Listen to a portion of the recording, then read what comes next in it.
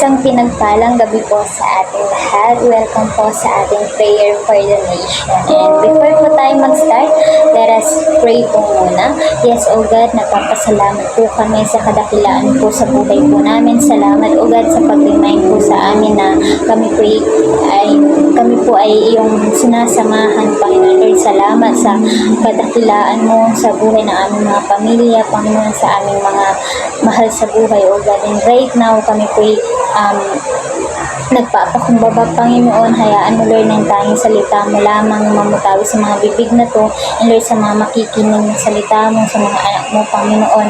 Hayaan mo na mabuksan po nila ang kanilang puso't isipan, Panginoon, upang sa ganun masalo po nila yung salita mo, Panginoon, na nais mo pong ipahayag po sa amin. Napapasalamat po kami sa iyong presensya, sa iyong banal na Espiritu na siyang sasama po sa amin sa gabing ito. We thank you in Jesus' name. Amen and amen. Welcome po muli sa ating prayer for the nation. And right now po, ang ating pag-uusapan ay patungkol po sa kung bakit po ba tayo nag-worry sa mga bagay-bagay. Amen. And ang ating text ay matatagpuan po siya sa Matthew chapter 6 po. And isa-isahin po natin yon. Magsisimula po tayo sa verse 25. Sabi po doon, basahin ko po sa Tagalog, kaya't sinasabi ko sa inyo, huwag kayong mabalisa tungkol sa inyong kakainin at sa inyong iinumin, upang kayo'y mabuhay, o kayo tungkol sa susuotin ng inyong katawan. Hindi ba't ang buhay ay higit na mahalaga kaysa pagkain at ang katawan kaysa damit? So, ano po ulit yung mga bagay na nabanggit po doon? Una ay pagkain, pangalawa po ay inumin, at ang panghuli po ay damit. Amen. So, bakit nga sinabi ni Jesus yung tatlong bagay na yun? Bakit yung tatlong bagay na yun yung nabanggit doon? Hindi yung cellphone, hindi yung ibang bagay. Bakit yun po? Kasi yun po yung pinaka-basic needs na kailangan po natin para mabuhay sa mundong ito. Makikita po natin doon sa verse na ayaw ni Lord na mag-worry tayo sa mga basic needs para mabuhay. Meaning, kung yung mga basic needs ay sinabi sa atin na wag po tayong mabalisa, amen, hindi rin dapat natin ipag-alala yung mga bagay na hindi naman po talaga kailangan para mabuhay. So, ano nga po ba yung mga bagay na hindi natin kailangan na madalas nag-worry po tayo? Siguro, example na po dyan, yung grades, yung love life, tama, yung karangyaan sa buhay, amen. Siguro kaya tayo nag-worry sa mga bagay na yan kasi akala po natin ay napakahalaga niyan sa buhay natin. Pero ang tanong, mahalaga po ba talaga? Wala pong masama kung magkaroon po tayo ng love life, kung naisin po natin na magkaroon po ng mataas na grado, kung naisin po natin na magkaroon po ng maraming buhay, maging mayaman, wala pong masama doon. All goods po tayo doon. Pero kung ang focus na po natin ay sa mga bagay na yun, at yun po yung dahilan kung bakit po tayo nag-worry, doon na po may mali. Tama. In Matthew 6:26, sabi po doon, masdan ninyo ang mga ibon, hindi sila nagtatanim, ni umaaniman o kaya'y nagtitipon sa kamalig. Ngunit pinapakain sila ng inyong ama na nasa langit. Hindi ba't higit kayong mahalaga kaysa sa mga ibon? So, makikita po natin na inihambing po tayo, ikinumpare po tayo sa ibon, sa mas mababang nilalang. Amen. Walang ibon ang nagtanim ng kakainin nila. Sino ang nagpapakain daw po sa kanila? Ang ama po natin na nasa langit. Our Father. Amen. Kung ang mga ibon pinapahalagahan ng Diyos, di ba mas mahalaga po tayo na tao na ginawa ayon sa kanyang wangis. Amen. So, ano raw ang kailangan natin ikabalisa? Kung yung mga ibon nga po, di ba, may nakakain, tayo pa kayang mga anak niya. Tama. So, kapag daw nag-worry po tayo, ay parang sinasabi po natin na ang Diyos ay hindi mabuti sa atin. Insulto po yun sa Diyos, tama. Kung titignan po natin yung mga tatay, no, nasa innate na po sa kanila. Nasa DNA na po nila yung pagiging provider. Tama. At tandaan po natin na ang ating Diyos ay ang ating dakilang dakilang provider po. Amen. Imagine the bird po, no? Yung mga ibon na yon, kapag tayo po ay nag-worry sa mga bagay-bagay, siguro kung makikita nila tayo na nag-worry, tatawanan nila tayo at sasabihin, ano ba naman yan kung mag-worry ka, para kang walang ama na nasa langit. Tama. Imagine po natin yan, no? So, in Matthew 6, verse 27, sabi po doon, sino sa inyo ang makakapagpahaba ng kanyang buhay ng kahit isang oras sa pamamagitan ng kanyang pagkabalisa? So, wala po, no? Sino po sa atin makakapagsabi na kapag nag-worry po tayo ay madadagdagan yung time natin, yung buhay niya? Amen. Meaning, kapag daw po tayo ay nag-worry, tayo ay nagsasayang lang daw po tayo ng oras at ng energy. So, kapag nag-worry tayo, hindi nito mababago yung buhay natin, yung sitwasyon na meron tayo. Siguro kapag nag-worry tayo, tas kapag yung worry nakakatanggal ng bigyawat, lagi na po ako mag-worry, tama. Kasi gusto ko po maging clear skin. Amen. Pero hindi po ganun. Amen. Wala naman tayong narinig na nagsabing, alam mo ba, nung time na may pinagdadaanan ako, ang ginawa ko ay nag-worry. Amen. O kaya naman, hindi ko malalampasan yun kung hindi ako nag-worry. Wala po tayong maririnig na gano'n. May nakapagsabi na rin po ba sa atin na kapag sasabihin sa atin, tara mag-worry na lang tayo kasi yun lang naman yung magagawa natin. Wala naman po, di ba? Wala pong magsasabi ng ganon. In Psalms chapter 139 verse 16, sabi po doon, ako'y iyong nakita na hindi pa man isinilang, batid mo na kung ilang taon ang haba ng aking buhay, pagkat ito'y nakatitik sa aklat mo na talaan, matagal nang balangkas mong ikaw lamang ang may alam. So, napakalalim po, no? Pero ang sinasabi lang po doon, lahat ng araw ng ating buhay ay nakasulat na sa aklat ng Diyos bago pa ito mangyari. Opo, no? May book in heaven na kung saan po nakasulat po doon lahat ng mangyayari sa buhay natin. So, ngayon, bakit pa tayo mag-aalala kung yung pala'y nakasulat na yung mga mangyayari sa buhay natin?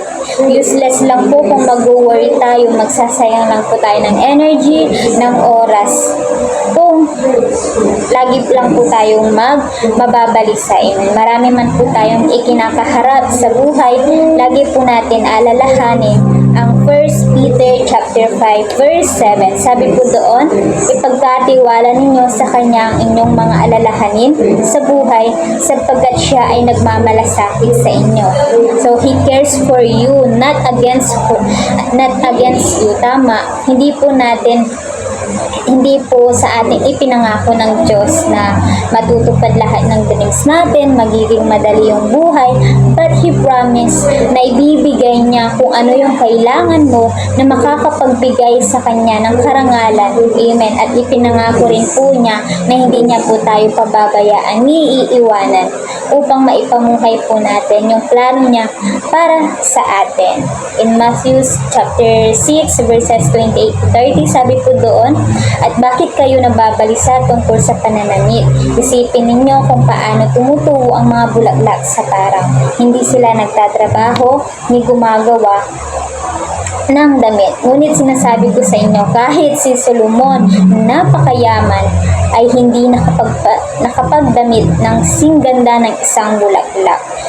Kung dinaramtan ng Diyos ang damo sa parang, nabuhay ngayon at kinabukasan ay iginagatong sa kalan, kayo pa kaya kay liit ng inyong pananampalataya sa Kanya. So, makikita natin na inihambing po muli tayo sa mababang uri. Ano po ulit yun? Bulaklak at damo. Pinapalago ni Lord ang mga ito at pinapaganda kahit na madali itong mawala.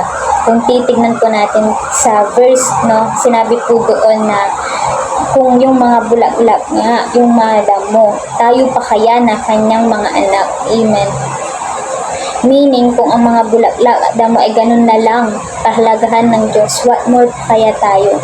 Gusto lang pong sabihin sa atin ng Panginoon na may pakialam po siya sa atin. May pakialam po siya sa sitwasyon po natin. Hindi po siya binging Diyos, hindi po siya bulag na Diyos. Amen. Buhay po ang ating Panginoon. At sa ating pag-worry po, sa ating pag-aalala, pinagdududahan po natin ang Panginoon. Sinasabi natin na walang pakialam si Lord. Every time na nag-worry po tayo, tama. And tandaan po natin na ang ating Diyos ay Diyos ng mga Diyos, Hari ng mga hari. So ano po dapat yung ano po yung ikinaka-worry po natin, no? Kung yung Diyos pala natin ay Diyos ng mga Diyos, Hari ng mga hari, tama. At para maiwasan daw po natin ang mag-worry, sinasabi po sa atin palagi na punuin po natin yung isipan po natin, yung puso po natin ng salita po ng Diyos. Amen. Magbasa tayo ng magbasa, makinig ng salita niya, because faith comes from hearing by hearing the word of God. Sapat na po yung sinasabi sa Hebrews chapter 13 verse 5 para hindi ka mag-worry. Amen. Mag-worry po tayo kapag wala si Lord sa buhay natin. Tama. And Matthew chapter 31 verse 31 and 32, sabi po doon, kaya huwag kayong mag-alalang baka kayo kapusin sa pagkain, inumin o damit. Hindi ba't ang mga hintel ang nababahala tungkol sa mga bagay na iyan?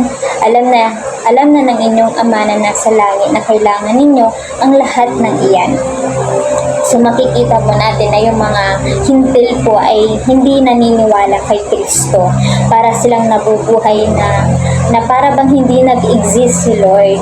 Ang concern lang po nila is yung mga bagay sa mundo at hindi po sila nagtitiwala sa Diyos. And every time na tayo po ay nag-worry, para lang din po tayong katulad po nila. Ganon din po tayo tama. Alam ng Diyos ang pangangailangan po natin para mabuhay.